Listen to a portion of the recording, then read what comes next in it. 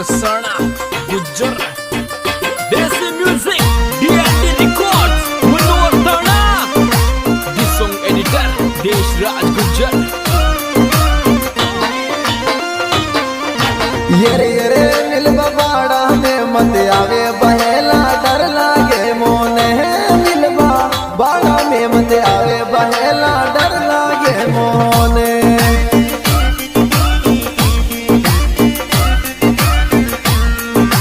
डर लागे मोने जी में चेतारो मिलबा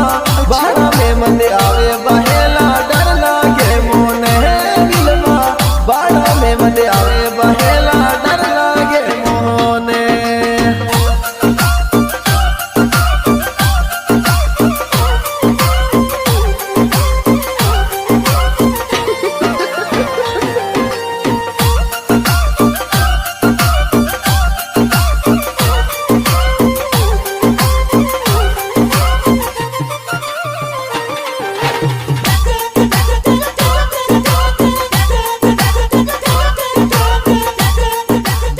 एडिटर देशराज गुज्जर। ये कौन डर तुम्हारी जहान मिलबा आऊंगो तो सोहू कोनी डर तुम्हारी जहान मिलबा आऊंगो तो सो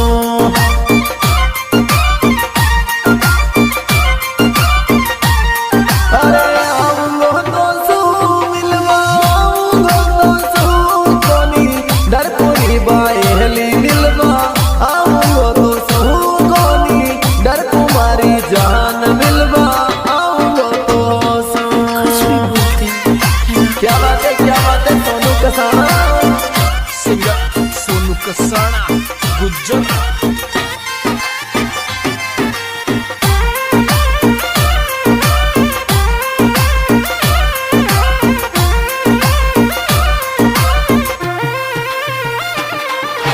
ये मत दे प्यार में तू दो को तंवर का मर जाऊंगी रे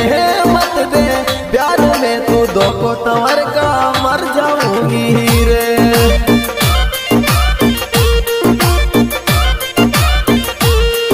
अरे मर जाऊंगी रे तंवर का फांसी लगा लूं रे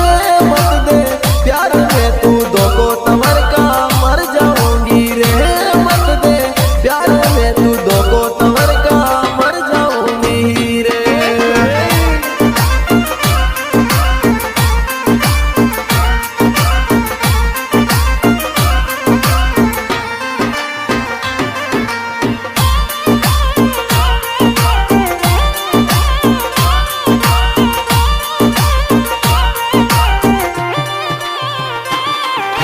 ये तू तो मते नटे मरी जहान हाथ पकड़ ले चालू री तू तो मत नटे मरी जहान हाथ पकड़ ले चालू री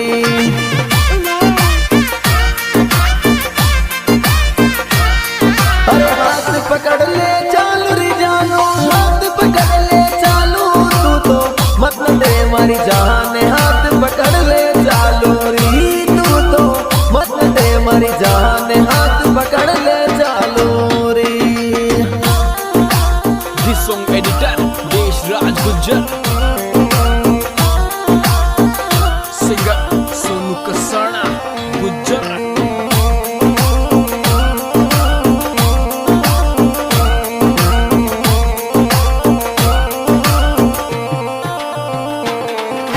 ये भाभी मारो रियासिक तगड़ो बप्पू पाल खंदा को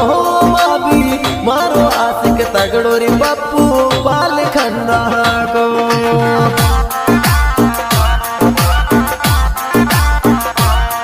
अरे पाल खंदा को बप्पू लाल तमरका को भाभी मारो आसिक तगड़ो री बप्पू पाल खंदा को जी मारो आसिक प्यारो री बप्पू पाल खंदा को जी मारो आसिक तगड़ो बप्पू पाल खंदा को। सिंगर सोनू कसाना गुज्जर।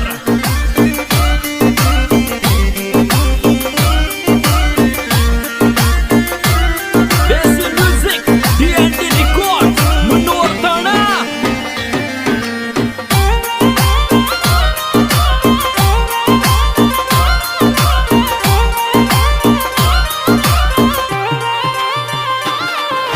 ये रे मम्मी पाल कन्ना में दे दे दे के ठाट तुम्हारे काका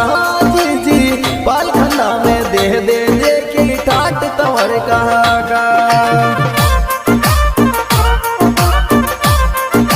अरे ठाट तुम्हारे काका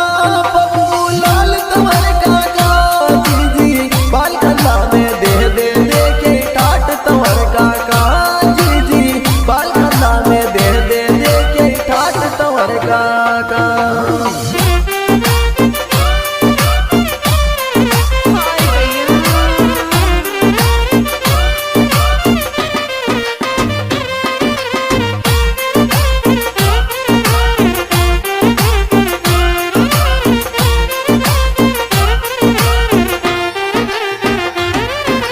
ये मिलवा आधी रात में आयो मारो आशिक तावर को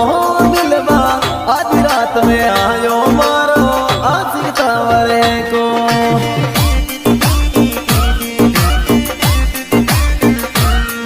अरे आशिक तावर को मारो दिलदार तावर को मिलवा आधी रात में आयो मारो आशिक तावर को मिलवा आधी रात में आयो रे मारो आशिक तावर को